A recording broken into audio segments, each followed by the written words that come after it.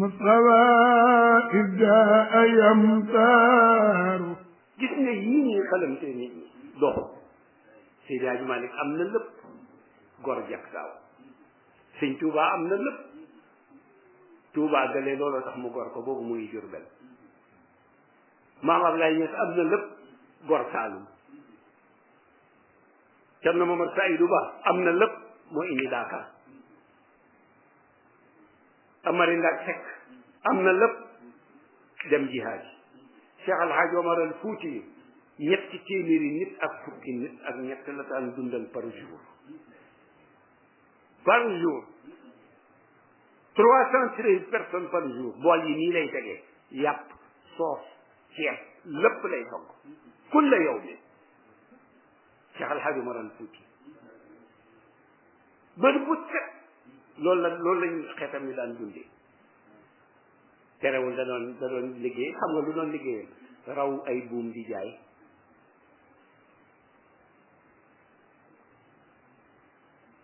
gisuloon photom bi yooyu muy def nii ci loxo bi mooy buum yi mu daan jaay moom la daan dunde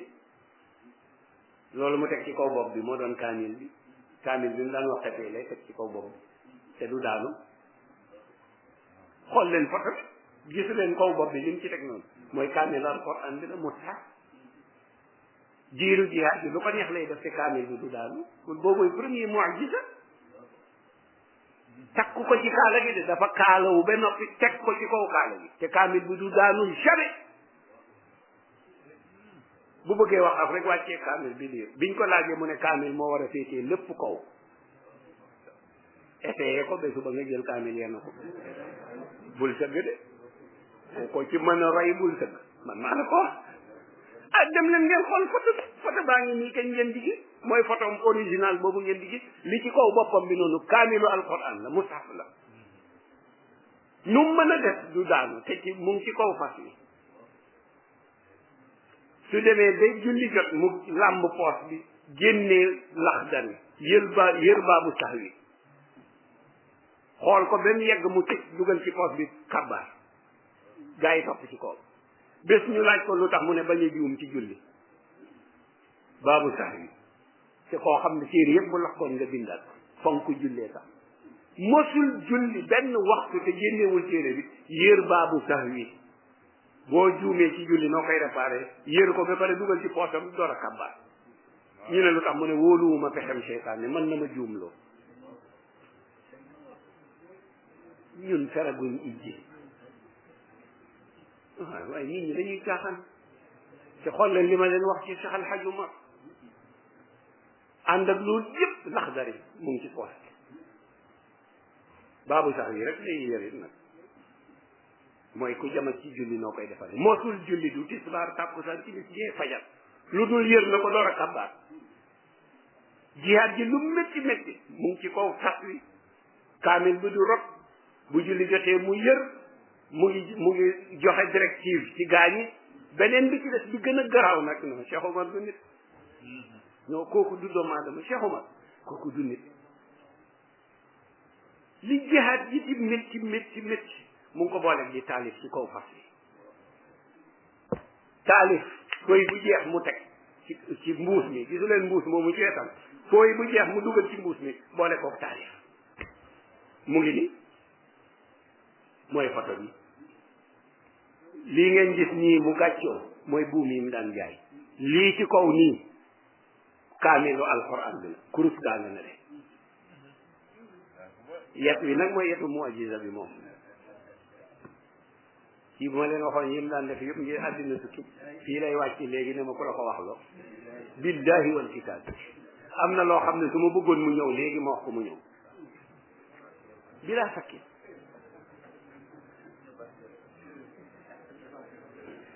nit ñi xamuñ Cheikh Oumar loolu rek a ma métti xamuñ ko Maam Ablaye Niass rek ko xam moom mi daan wax ni Cheikh Tidiane Cheikh Oumar Fouti yi mooy Cheikh Tidianam nit ñu ñuul ñi ak ay dëgg foog nga xam kuy Cheikh Tidiane yi nag muy Cheikh na Ahmada Tidiane radiyallahu anhu nee na Cheikh Oumar nag mooy Cheikhuna Tidiane yi nit ñu ñuul ñi yii yëpp maa leen koy démonstré defal par pièce ngeen xam ku ci xamoon ni ñeme yàlla rek waaye ñu ko ci xam bari wut de waaw kay ñeme yàlla rek ñii nga ko gisee mu ne ñum rek waaye xamoon ne xam loolu ci kaw kaamilu alquran bi la moom la daan waxtase te du daanu mukk gis nga takku ko de du gis nga moo tegee ci kaw kaale bi comme acier bu ko ci tegee rek comme acier mouvement bu mu mën a def du daanu biñ ko laajee mu ne kaamil la war a féetee lépp kaw moo tax ma teg ko ci sama kaw bopp bi yal na yàlla dolli sutura nañ muñ ba ëllëg insha allahu taala nañ jaamu yàlla liggéey ba ëllëg insha allahu billahi buñ ko defee bu ëllëgee saabiquuna saabiquuna ulaika almuqarrabuuna ca la ñuy bokk lu mu ca teg fii jannaati naim waaw fii jannaati naim waaw kii du nit Cheikh barki rasulillah kii bokk ci la ilaha illallah moom ci boppam rek kéemtaan na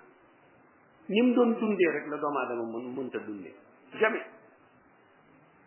te ñoom bay di sàll ji seen université yi nañ xool seen archive yi yafa ne yëpp dëgg la yi ñuy wax ci Cheikh Oumar moom bu demee na am itte bay bi na am Cheikhu Tijaan yi la kenn xamul may lan Cheikh Oumar Fuuti yu Cheikhu Tijaan rek la ragal bañ na ko ba boo ne Cheikhu Tijaan yi mu ne kalal ji boo ko waxoon fukki yoon mu wax ko fukki yoon tey noppi woo du noppi sëñ Abdou nee na buñ bëggaan a xam sax fan la nekk ci néegam yi ndax téeméeri néeg la amoon ndax bañ ko gis rek maanaam ni mu tabaxee woon këram da ngay dugg couloir bi génn néeg bi génn téeméeri néeg da ngay taxaw ci benn néeg rek ne Cheikhu na Tijaani mu ne kalal ji nga dàq fi baat bi nekk soo demee ba xamoo benn néeg la nga ne ci Cheikhu na Tijaani mu ne kalal ji ba nga xam fi mu nekk rek ñëw nuyoo mooy yëkk wu mag wi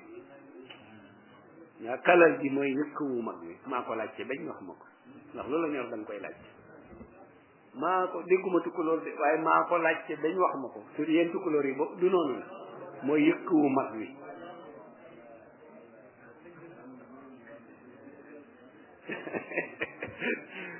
ah la ilaha illallah muhammad rasulullah yal nañu yàlla taas ci barke waaw yal nañu yàlla taas ci barke yal nañu yàlla taas ci barke Cheikh Al Hadj Omar wallahi am na yu ma ñemewul a wax ci moom am na yoo xam ne maag Thierno Bachir rek a ciy waxtaan yàlla seede na ko yéen dañ ciy waxtaan ba yaramam tàng maa la ko wax ku du tàqali ko Cheikh Omar Fouti yu abadan boo ko bëggee gis mooy Thierno Bachir benn laxza bu muy tàqali koog maamam amul benn laxza nag bu muy tàqali koog maamam amul mooy seconde amul daa iman mu ngeeg maamam loolu neex na dégg seen portable yi bu ngeen xasee am whatsapp bi di ko balancer ci ñaata numéro nga ko mën a balancer benn audio bi ñaata nit a ko mën a jot benn image bi ñaata nit a ko mën a jot jeex na Cheikh Omar dafa am ci jëmmam yi boo xam ne fu ko neex mu installé ko bàyyi ko fa am na 300 jëmm ak juróom-benn fukk ak juróom-benn 366 jëmm la Cheikh Al Hadj Omar am ma wax la ko tey nga dégg 365 yi lay doxantoo benn bi la sax dakk ca Kaaba ga du fa jóg benn bi moom abadan ila yawmil qiyaamati mu nga Makkatal Mukarram du fa jóg yi ci des nag la partagé fu ko neex ci àddina te yooyu it day toxu bu ko neexee bi mu bàyyi Sénégal bu subaa mu toxu dem Mali bu ko neexee bi mu bàyyi Mali ñëw Sénégal bi mu bàyyi Sénégal dem Gambie Cheikh Omar bi nit moo xam yaa xam boobu yow Cheikh Al Hadj Omar bokk ci parce que wali yu kenn dañuy def tasarrufaat ma lay ko nit ñi dégg pour ñuy seetaan wali yu bu yeggee ci dafa am wali yu simple benn tuuti wu ci nag ak wali yu kumal am na wali yu yoo xam ne mënuñu def tasarrufaat maanaam mënuñu multiplier seen jëmm wali yu bu ko mën nag bokk na ci wali yu mag yi am wali yoo xam ne mënuñu ko ñooñu yeggaguñ ci grade boobu am wali yoo xam ne mën nañu def tasarrufaat waaye mënuñu naaw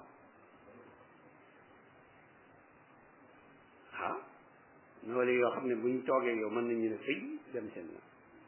te doo xam ko ji yàlla am na ci bi gën a élémentaire mooy toog fii di wax ak yow fekk dem nañ bu yàgg nag ñu ngi añ ak yow di reer ak yow di naan café di gerte di xàqataay fekk dem nañ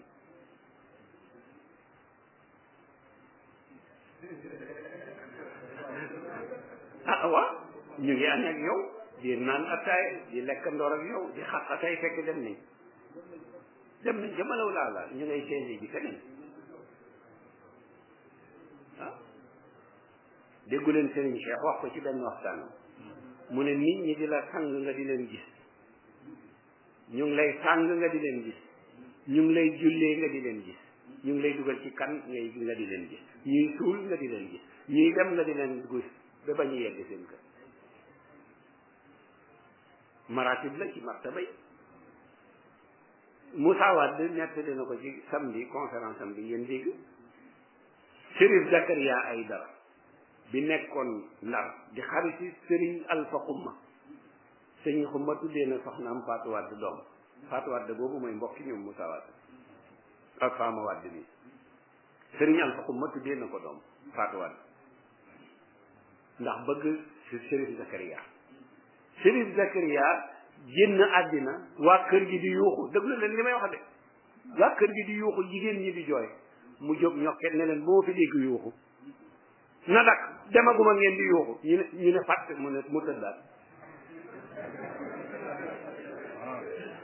ndar ji dem leen ngeen laaj bu ngeen demee kër Sëriñ Alpha Xumma xalifa am bële Mouhamad Xumma ngeen laaj ko dëgg la wala du dëgg wala Cheikh Tidiane Xumma ki topp ci xalifa bi Chérif Zakaria seen xaritu bàyyi la woon Chérif Xaasim daawul jóg fii ci kër gi moo doon taawu Chérif Zakaria wax naa leen fii feebar na bëñ bi ko métti mu dem ci médecin bi pour médecin bi génneel ko bëñ bi mu ŋaang rek médecin bi xam ñu tëppal mu ximmeeku ñu ne ko lu xew mu ne bi mu ŋaangee leer gi ma gis attanu ma ko ñu ne ko faj mu ne man de fajuma na dem ñibbi Chérif Zakaria Aïdara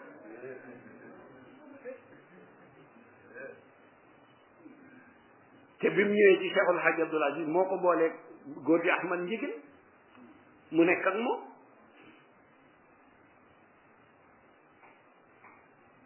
ba seen lépp ci góor gi Ahmad Baro Njigin këram la ñoom Chérif Zakaria ok xoolal loolu faati ñëpp di yuuxu mu jóg ne bu ma fi dégg yuuxu noppi leen demaguma ngeen di yuuxu ñëpp ne fatt ndax ci assalamu aleykum wa rahmatullahi wa barakatuh ngeñu mattakko on calminama onon fof on juurama on ñaganama Allah moƴƴere no mbawɗon wonde fof yoto ko jaɓi fi sabone moon eɗen jippo ɗo kadi fennude penale mawɗe ɓutti eyi ɗe gandanɗa hoorema joomum ala ko waɗirta ɗum so wona yidde tan wadde attraction c'est-à-dire fodde yimɓe no surɗani ni faana ɗumen e hoore mum ha wawa humtude haajuji mum ɗum ɗon woni réellement la vérité c'est pour cela qu'on a écrit un démenti total des propos mensongers anande de Chérif Haydara Tijani o wiyata ko Chérif Haydara Tijani ko kenowo no feewi no feewi e kadi penale makko ɗe ɗe ndiwti fenade par ce que aɗa ɓutti ha ɓutti anande e somo haalda yimɓe o way kono o haaldata ha gaɗini voilà par ce que mawɓe hilifaɓe nan ɗon ene goni sara makko ene gaɗa ko haalata ko taw ko haala ko ala wawa ce n'est pas scientifique wona gonga donc on ne peut pas le démontrer scientifiquement kala ko wona science ko fenade ɗum ko sikki ala hen ɗo omo waɗi vidéo ji kewɗi won gueɗe kewɗe ɗe o haali hen musibaji bonɗi ɗi o haali omo jogui dental mi rewe makko men kaal ɗum e nder dental ngal omo adda hen penale ɗe gandanɗa hoorema hay Iblisa meeɗa fende ɗeɗo penale voilà ko adi fof mi neeɗi heɗade ɗo vidéo makko omo haala wonde yiide El Hadji Oumar Foutiyou nana endo nana endo ko Oumar Foutiyou waɗata endo mari ko bouddhiste ko Bouddha voilà o jeeya koye diine Bouddha en voilà so tawi ko histoire o haala tan aɗa nde ko faate ɗum ɗo Bouddha diine Bouddha o yo haala ɗum sikki ala hen yimɓe ne nganndi Bouddha ne jogii histoire mum par rapport e Misra Misra par ce que Bouddha c'est un prêtre wonɗo are histoire c'est un prêtre égyptien donc firti ceernajo Misra lasɗi anen nde caggal nde Misra waɗa vaincre donc cela veut dire pour la première fois anen nde la dynastie des Fari woni ɗum ɗo kadi laamu Firawna en ko laamu ɓaleɓe laatungu cer anani ngu gandanɗa hoore ma kañum ade nde ɗo windere kañum waɗi civilisé anen nde le monde so neɗɗo yiɗi andude ɗum yo ruttoy anen nde e bindanɗe pattam lame professeur Cheikh Anta Diop mo gandanɗa hoore ma c'est un égyptologue et scientifique anen nde gandaɗo ewa ɗeɗo gueɗe noon eɗen gandi sur le plan religieux to banggue diine l'Égypte woni Misra hanki woni dande maayo Nil bleu Nil woni maayo no wiyeteno kadi ngo ɓaleɓe konno walla ɗo civilisation égyptienne no ɗum ɗo kadi égyptienne ƴetti anen nde gande anen nde sari ɗum e aduna he eyi caggal nde leƴƴi boɗeji ngari wiyete ko le lockoderme ngari no wiyeteno kadi pour la première fois anen nde dalƴini nguɗon laamu ngu gandanɗa hoorema ko lefol fari kaari fari ɗiɗaɓo fari tataɓo anen nde sen jiɗi mbiyen maƴo gon 114 anen nde no wiyete kadi fari par ce que ɓen gandi qur'ana o ko haalata anen nde ko heddi ko majjinde yimɓe haɓe mbasde andude gonga eɗen ngara sen keɗima oɗo vidéo omo haala hen gueɗe kewɗe gueɗe ɗe koɗe penale ɓutte eyi penale soɗe penama kadi ɗe gardata koye kuuji voilà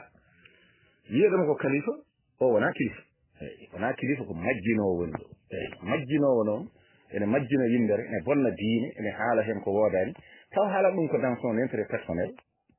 mi anda fof ko yaade oɗo neɗɗo goo ko haalta e Saykou Oumar ko so tawi yimɓe jaggi ɗum ganda kam Saykou Oumar anen nde waɗate ni ko wona julɗo ta eyi watte ko wona julɗo par ce que ko haaldude ɗiɗo ngalata ɗi ko ittude Saykou Oumar islame hoore mum anen nde faanu ɗum bangeji goɗɗi eyi tawa jeeya ɗo koɗo halwar ɗo yimɓe fof ne gandi ko ɗo jeeya fuutankoɓe fof ko ɗo ɗum nani eɗen gandi kam bam makko ene anda ko Saydou Atoumane eɗen gandi ko julɗo ko laawol ɗaadiri wonno donc wiyeede ene watte goɗɗum ne faane e bangeji goɗɗi ala haalantiɓe ka histoire laaɓɗo ceer mbaɗano professeur Cheikh Anta Diop en mbaɗi ni mbinɗa bindi laattuɗi anen nde tawa aɗa wona tuubnorde kono noon a jooɗade télé aɗa haala yimɓe bolle puyɗe voilà ɗeɗo bolle puyɗe ko ɗen garɗen hannde firtude kadi en ceerta e firtudede par ce que ma en gaddoyi anen nde gueɗe goɗɗe kadi ɗe o haali tawa fof ko yidde tan yimɓe yo ngaɗa omo jogui mawludu makko mo waɗata e mawludu o ko hen o waɗata penale makko ɗe eyyi ko adi fof ko mbawɗen tan haalde en mbawa haaldude exactement fof ko haali ko par ce que en keddaki vidéo kono sen jii hen ko eɗen poto jabade ma en gartu hen eyyi kanko oɗo no wiyatno kadi Chérif Haydara mo heewi penale no feewi ko penale nehe kadi penale makko ɗe aɗa ɓuttiɗi ha ɓutti holko joguiɗen hen kadi en kaala anan nde ko gandanɗa hoorema e penale makko ɗe o fenata El Hadji Oumar Fouti ko penale noon wiyete ko penale voilà wala kilifagal haalde hunde taw o wawa ruttede e ko haala ko par ce que ala fof andi El Hadji Oumar Fouti o jeeyaka e diwan he o anda ɗum hay hunde o anda e mum komo fusta hen gati eyyi so ɗum ɓenni so tawi en ƴeewi kanko Chérif Haydara o en ganda télésa date de naissance o lew jibina en ganda hol tolno makko kono wawa arde anan nde omo firta tarih no lelerino El Hadji Oumar Fouti wonko haalte mum ko ɓuuri ɗum ɗo wadde fayida kanko Chérif Haydara o omo haali ɗo wonde Saykou Oumar nden c'est-à-dire e nder jallabu mo so yiyama tan ma yiye anen de omo ɗum ɗo kadi hoore nde omo rondi kaamilu noon wonko ɗum firata rondade kaamilu wawi wonde huñade kaamilu kono noon kanko wi ko on ne ƴetti anen de kaamilu ne waɗe hoore mum ene fawe dow hoore mum surtout ne rondi kaamilu eyyi ne rondi kaamilu deftere kaamilu tan wande ni nde ganduɗa nde cotta e imprimerie nde anen de walla cuutta ɗum ɗo bibliothèque omo rondi ɗum surtout ko Saykou Oumar rondaki ɗum ɗo ɓuuram gati mémorisade voilà ko dondiɗo tan kaamilu e dow hoore makko holko yiɗi jagguɗo en wonde kaamilu ne teddi anen de sene teddi anen de o fawi ɗum dow hoore makko anen de pour haɓure mo darde ɗum tan o yiɗi haalde voilà donc Saykou Oumar ɓuftotako Saykou Oumar no wiyeteno kadi ɗum ɗo jiiɗa ɗum ko nano fawi kaamil e hoore mum ma kaamil o jippo par ce que somo ɓufto kam ɓe sikkima to mo ittu ɗum ɗo kaamil makko noon eyyi so tawi omo sallidino mo ittu kaamil makko voilà donc kaamil o wona tout le temps dow hoore makko donc ça n'a pas de sens neɗɗo sene haala kadi yo haala ko waɗi fayida ɗum ko ɗum ɗon woni ko haali anen de e toɓɓere adande o wi Saykou Oumar anen de ko ɗum ɗo no wiyetono kadi kañum woni Cheikh Tidiane ɓaleɗe kedde vidéo mon omo haala ɗum mon gandum fenayi eyyi o wi Cheikh Tidiane Saykou Oumar kañum woni Cheikh Tidiane ɓaleɗe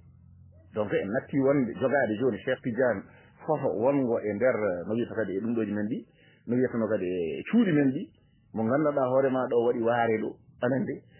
ɗo yiyatanoma jagge lella anen de lekkine takke sara makko gueɗe baɗe noon natti wonde ɗum ɗon ala wona ɗum eyyi joni ko Cheikh Tidiane hankadi wonti Cheikh Tidiane en heewɓe Cheikh Tidiane Mouride Cheikh Tidiane no wiyatano kadi Fuutankoɓe Cheikh Tidiane Safalɓe Cheikh Tidiane donc les Européens donc Jésus-Christ voilà donc chacun ɗo aduna o foof ene jogui Cheikh Tidiane mum banggue kala leñol ne jogui Cheikh Tidiane banggue firti kono jogui diine mum banggue eyyi firti ko diineji ceerti anan de neɗɗo fof leñol fof ne jogui diine mum donc natti wonde nelal annabi sallallahu alayhi wa sallam ko nelal kuftidingal firti ko o wi kanko nelaɗo Allah toon ya ayyuhannas he mon yimɓe anan de Allah wimo qul ya ayyuhannas wi he ma yimɓe anan de he mon yimɓe inni rasulullahi ilaykum jami'an min komi nelaɗo Allah faade mon onon fof ko ni o déclaration nelaɗo Allah sallallahu alayhi wa sallam so neɗɗo yiɗi ɗum andude yo ya no wiyeteno kadi aya battawo 55 anan de simore ene wiye holɗum al araf woni heɗɗa o en gandi ɗo heɗɗa o ene sira gueɗe kewɗe heɗɗa o ne sira nde neɗɗo maayi haade ummital par ce que julɓe ne gonɗini caggal maayde ma yimɓe gummito anan de ñaawe wooda naatoyɗe aljanna wooda ɗum ɗo malkisaɓe ɓe faya ɗum ɗo jeygol ko ɗum waɗi eɗen duwono maayɓe men eyyi so tawi a duwonima maari yalla yumomo yaafom yenna hannum aljanna yo juuɗe moƴƴe jaɓɓomo a haali ɗeɗo ɗum ɗo ɗiɗo haaluji surtout ko eɗen gonɗini anan de aljanna ene woodi mo gonɗinal aljanna ko woodi ko keetero no qur'ana haalti par ce que ko Allah hoore mum anan de enen fof eɗen gonɗini wonde qur'ana ko deftere Allah donc so woni deftere Allah firti ko haala fof ko ɗum woni gonga o ko wona ɗum eyyi eɗen gasa manjadini hen ko fate ɗum ɗo des statistique woni ɗum ɗo kadi bimoje pour hollude yimɓe tan sen ƴetti tan sénégal tan oɗo neɗɗo hol yimɓe yaaduɓe e makko holɓe jaadani e makko eyyi ɗum ko YouTube waɗata tous ces calculs là nokku ɗo mbaɗɗa posté ɗo anan de la technologie aujourd'hui permet de comprendre la réalité d'ailleurs ɗe wawi yaltinde hen gande ha mbayno leydi anan de wonande oɗon joguiɗo anan de ɗeɗon peeje dawroye eyyi des cours universitaires nda o coyi kalis jamɗo to haade islamuji eyyi ko coyi kalis gon jamɗo to ka carɗo ɗo tan woni fawa hen hunde eyyi ƴettoya ɗum ɗo no wiyatano kadi cours universitaire ko ɗum ɗo kadi jangde duuɗe jaaɗi hattirde woni universitaire donc ko haali ɗo ko alay sago pirten ɗum ha ɗum mema leydi wona ɗum tan kalɗen par ce que vidéo ji omon fari ha wayno leydi omo haali hen vidéo foof min kaal holnde waɗi ɗum anan de e holno waadi anan de e gonga o noon ko gonga Allah mo haalani gonga haala fenande holko wi o wi wonde kanko shérif ɗum ɗo kadi Ibrahima Haydara o wiyete Tidjani o wi Say Kumar donc ko kañum woni Cheikh Tidiane ɓaleɓe ganden Say Kumar woni Cheikh Tidiane ɓaleɓe e wiide makko son jaɓi mbiyon eyyi son jaɓani mbiyon wona noon eyi par ce que Cheikh Tidiane mo mbiyeteno jeeya ko Algérie to anande donc holno Say Kumar wonirta Cheikh Tidiane ɓaleɓe so wona miijo wongo e miijo ngo noon amin gandi le fond mais hunde fof ne jogui no yaarata anande pour ha yimɓeɓe paama ɗum waɗi ko dogue e neɗɗo sene jangguino janginta ko e dow dogue voilà par ce que ene waɗi ce qu'on appelle anande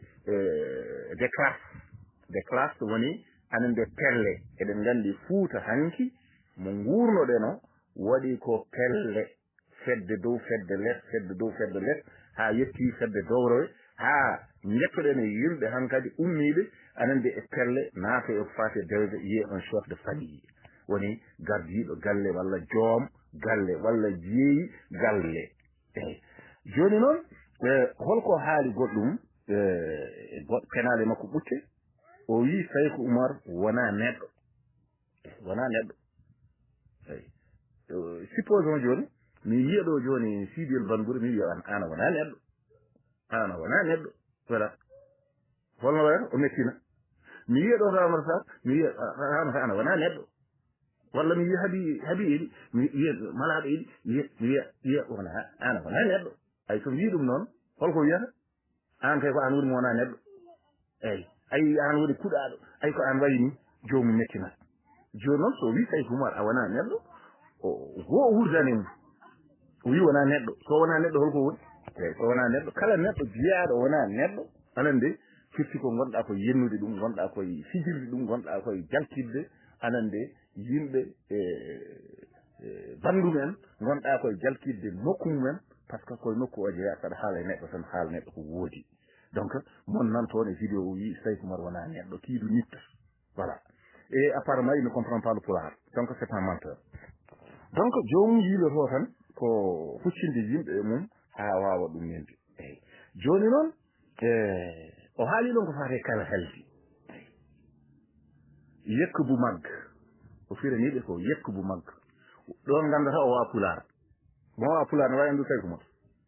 wawa andu Saykou Oumar c'est pas possible a wawa pulaar a wawa andu Saykou Oumar donc o wi ko namdiɗo hawo andina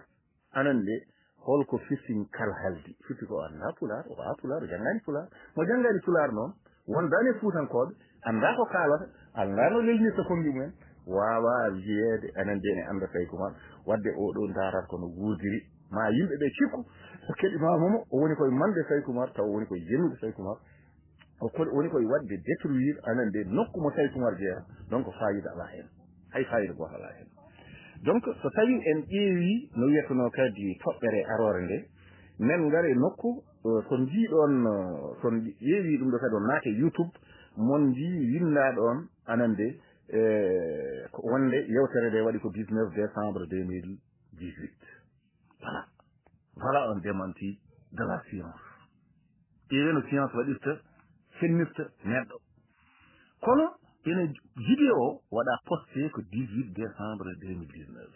donc ñalawma ko aji anande ko ɓe bindi ɗon anande e photo makko ko firti joni way kono o eggi 18e 18 o fay 19 eyyi 19 wodani woodi ko 18 voilà donc cela veut dire hay bindi ɗi ɓe bindata anande e ɗum ɗo ɗi so tawi a anda holno poɗɗa yiitirde date réel nde kaɗo haala fuɗɗi nadde YouTube sa renaki a majjini hoorema a nalli hoorema e gundu par ce que ɗum ɗo c'est un moyen de falsification sa anda hunde nde jolno anande a anda inde kaari nde inda a anda kaari nde jibina firti ko a majji a naata e dundu par ce que nder ñalawma he anande so tawi kadi a anda anande holno inna e hol joljole kewɗe e ñalawma ɗe ene wayno a majje nder ñalawma he eyi neɗɗo ne majja e nder ñalawma aɗa majja e nder lewru aɗa majja e nder hitande aɗa majja e nder complètement mbateɗa andude anda ɗo gummiɗa anda ɗo paaɗa heureusement les scientifiques anande ene jogui des moyens qui permettent de savoir hay sinno neɗɗo ala nationalité firti ko ala a anda askoma a anda ɗo gummiɗo anda ɗo paaɗa neɗɗo o so tawi o jibinama tan anande avec son âge on peut refaire des calculs anande pour wawde no wiyatano kadi andude hol tolno makko et cetera mbaɗa e makko witta anande kono ça reste imprécis kono wawa yettade hunde ko woni précis firti ko hunde ko jaaki tan no ɗum lelori ni wawade noon c'est pas possible eyyi firti tan ko à peu près wona à peu près noon anande senade fuɗɗi koye à peu près ɗum noon donc ce n'est pas Sherif no wi kadi no wiyatano kadi Sherif ɗum ɗo Ibrahima Haydara wat corrigé la science woni ɗum ɗo kadi YouTube yima anande ko binduɗa ɗon 19 ɗum ɗo no wiyatano kadi décembre 2019 ko wona 19 décembre 2019 anande ko 18 décembre 2019 par ce que vidéo postama une journée avant anande ko aɗa yinda eyyi firti ko fenade voilà o fuɗɗima déjà wujjude ñalawma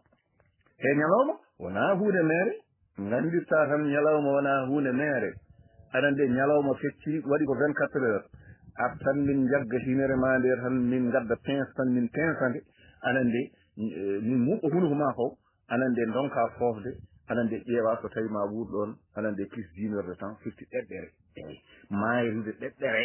eyyi ɗum ko ɗeɗɗude e hadde neɗɗo fofde firti ɗeɗɗude ɗum yo ar min ɗeɗɗamo ɗum anande no wiyatano kadi 1 heure de temps walla moins d' 1 heure de temps o ƴeewa somo wuura maw andu ñalawma anande ene heewi fayida donc ɗo ko fenani sen ƴeewi vidéo YouTube o mi addani exactement ɗum ɗo kono so tawi on naati hen monji anande 1,5 kilo jus eyyi firti ko yeeɗimo anande kono no jus non j'aime bien noon eyyi cela veut dire 1,5 kilo anande j'aime firti ko ene jiiɗi ene beela haala makko ka eyyi ko ɓeeɗo woni ɓe o majjini welaaɗe ko haali ko ɓeeɗo woni ɓe o majjini eyyi joni noon hol yiide firti holji heɗiɓe no wiyatno kadi ɗum ɗo par ce que sa heɗima ɓeni aɗa wawi yiide haalata weeli kam walla welani compteur o haalata yimɓe no foti joni noon ƴeewama tawama anande yimɓe ma won temedere e capanɗe nayyi e joyyi ujunere e temedde jeetati e capanɗe joyyi e nayyi yimɓe heeɗiɓe haala ka kono noon o dañi hen ko ujunere anande e temedde jeeɗiɗi neɗɗo biiɗo j'aime wondi mbeɗa waka ɗo haala firti ko no wayno sénégalais ji hayso leƴƴi ene gandi ko fenade o haali joni noon ɗum ɗon qu'est ce que ça représente comme pourcentage firti ko e nder temedere foof anande no foti o dañi hen pourcent ala ko o dañi anande e nder kaaɗo haala nde ɗo fenande nde o haali anande wonande yimɓe heeɗiɓe mbi mbeɗe ɗum ɗo weeli kam so wona 1,17%. 1,17% anande par rapport e holɗum yimɓe heeɗiɓe ɓe ko ɗon ƴeewate joni noon pourcentage o andama donc naturellement oɗo pourcentage anande keɓaɗo anande wayi kono wonɓe intéressant wonɓe diine intéressant ɗumen kalɗen ɗo tan ko ɓe diine intéressé supposons sénégalais ji fof so tawi diine ne wanno ɗumen intéressé firti kone belano anande gueɗe diine ene tampana ɗum ene belto hen anande on sanga jahten koye population sénégalaise anande no foti jahden no foti nde mbiyan noon hol yimɓe ɓe wondaka ko haali ko golle fuyɗe ɗe o haali ɗe ko holɗen ma won 98 anande ,83%, presque 99% des Sénégalais ne sont pas contents de ce qu'il a dit. Donc, cela veut dire ne sont pas d'accord avec ces mensonges. C'est ça que ça signifie. Jonon, so tawi en enni en tawi gonɗo bange goɗɗo ma en gare nokku kadi ɗo ɓeydoɗen kadi laɓɓinde les statistiques pour ganden anande jangde holno yarata holno gandita penowo no fenata sen jiiɗi andude ɗum en garate population sénégalaise. La population du Sénégal anande en 2021 donc recensement baɗaɗo wattano en Sénégal naɓe jettoyima anande 16 millions anande 880 000 neɗɗo taw ko sénégalais recensés. Voilà. Ceux qui ne sont pas recensés ne sont pas encore recensés, c'est tout. mais le chiffre officiel jaltuɗi gandaɗi ko ɗum ɗo ko oɗo chiffre mo kalmi ɗo c'est ça la population sénégalaise so tawi en ƴeewi pourcentage yumɓe ɓe gandanɗa hoore ma sen mbaɗino sénégal naaɓe fof anande c'est à dire les 100% des sénégalais cela veut dire les 16 millions 880 000 anande personnes anande enen belano et c'est à dire enen mbattuno haqqille mum e gueɗe diine c'était 100% de la population so yiɗi mboɗa chrétien ji walla ɗum ɗo et cetera ma won bi hay chrétien wawi wiide mbeɗa yiɗi donc cela veut dire on est en train de voter pour comprendre en ce moment là eɗen mbawi yiide anande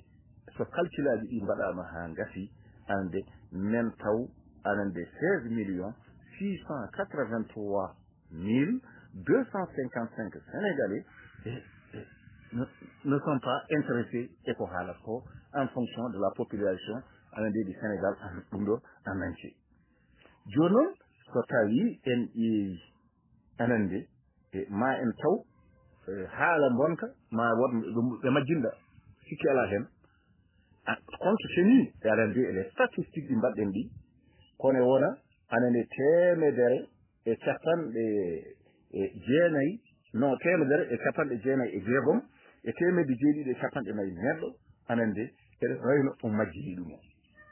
eyi o naani ɗumen e koose e ɗiɗo haaluji bonɗi ɗi o haalata eyi woni o naani ɗumen e koose oɗo ngandi won naatde e koose eyi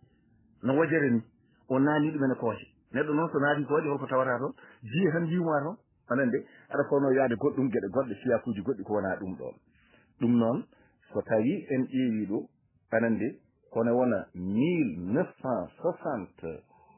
walla 196 700 ɗum ɗo 45 anande sur la population sénégalaise sen jiiɗi sa yiɗi mbatta calcul o ma taw le pourcentage anande ça représente à peu près 1% de la population anande adhère à ces mensonges anande et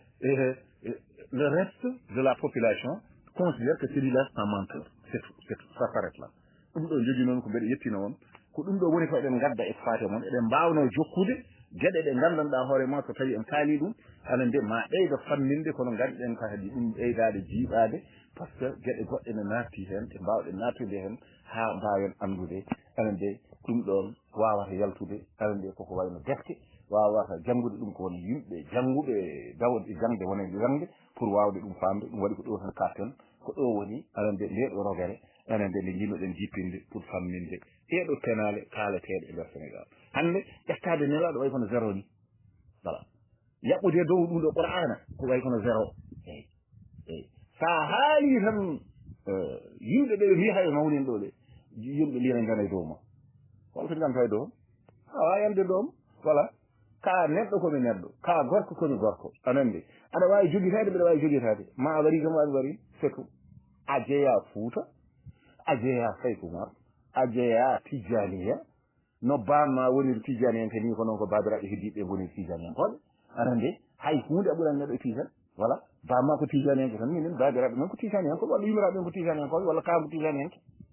donc a wawa wiide kam ni ala jeeyi anande par rapport anande ɗo gummini ɗo anande haalde ɗum ɗo kadi waɗi koto Tijan walla mi haala lawol bangol wonde fof mi hokka mon avis par rapport à ça parce que je suis libre voilà j'ai la liberté de m'exprimer. C'est ça qu'on appelle la démocratie. Quand on parle de la démocratie, c'est la liberté d'expression pourvu que il ne faut pas mentir. Le mensonge n'est pas bon. Mensonge, parce que Iblis kañum funti neɗɗo anande naani ɗum e erreur anande kala neɗɗo naɗɗo jeygol andu ko Iblis naani ɗum ko Iblis adi fende e aduna he kala neɗɗo fenowo o jogui ko jikku Iblis voilà ko ɗum ɗo jogui noon ko haala barakallahu fina fikum jazakumullahu khairan haaldata e mon ɗo ko bamtande e mayra mi suuɗake kuɗel mi suuɗake leggel so nde selliti haalde kalanmi ko ha laaɓa ha wiye cer anani hulete ko Allah moolata ko Allah gandata ko Allah ñamminta ko Allah lornata ko Allah kala gueɗe ɗe neɗɗo heɓata anande ummoto koye ɗum ɗo koye jomiraɗo subhanahu wa taala ko on woni momin ndewata min ndewani neɗɗo neɗɗo noon kaalowo gonga mamin jokkodira ɗum min jogoye mum haaju min liggodira e mum anande par ce que oɗon ko moƴƴinowo aduna kala bonnowo aduna min mbaɗi ɗum déclaré la guerre et cette guerre ne s'arrêtera pas aussi longtemps à ne dire que l'un des camps sera vaincu. Voilà, que ça soit clair. Voilà, merci. Ok. Kadi ngoɗo photo ngo waddi ɗum ɗum woni portable makko ƴeewe vidéo mon taw ɗum woni portable he mon ganduɗo tenowo ngoɗo photo la famille oumarienne ɗo e télévision devant un animateur qui est responsable yi wonde wona forcé Oumar woni ɗum oɗo wiyata ko Samba Ndiaye donc à partir de ce moment là ce n'est plus El Hadji Oumar Fouti donc c'est Samba Ndiaye c'est un talibé ko almudo Saykou Oumar d'après ɗum ɗo kadi no wiyatano kadi imam ratib ɗum ɗo de la mosquée oumarienne donc ça veut dire que c'est Samba Ndiaye qui est là est-ce que donc durant toute cette période mo gonɗen ngoɗo foto noon ligga ene yeeye ene waɗe fof yiye wona Saykou Oumar woni ɗum voilà ɗum woni ɗo woni ɗum ɗo jogui sarmol ɗo o wi wonde dow ɗum ɗo nde e dow hoore nde ko kaaniɗo woni ɗon kaaniɗo o ƴetti o fawi e ɗum ɗo o fawi dow hoore anen o fawi hen kaali yo ɗum ɗo kaala makko kaala kaw jogui sa te woɗo wiya wona Saykou Oumar joni noon enen to faaɗen e ɗiya penale voilà ko ɗum waɗi wanno en wadde oɗo vidéo donc en kaali toon haala ka ay ɗum ɗo c'est contradiction ça ne peut pas marcher science ne peut pas aller avec des contradictions voilà neɗɗo jangguirtane ene heeɗo bolle puyɗe voilà aɗa heddini ɗum e noppi yimɓe aɗa majjina sukaɓe keɗiɗo ɗum fof sika gonga aɗa majjina sukaɓe bonna diinu mumen bonna gueɗe mumen fof ha laaɓa aɗa andi ala ko teddori so wona ɗayre voilà yon yimɓe ndeno ɗum ɗo o suwa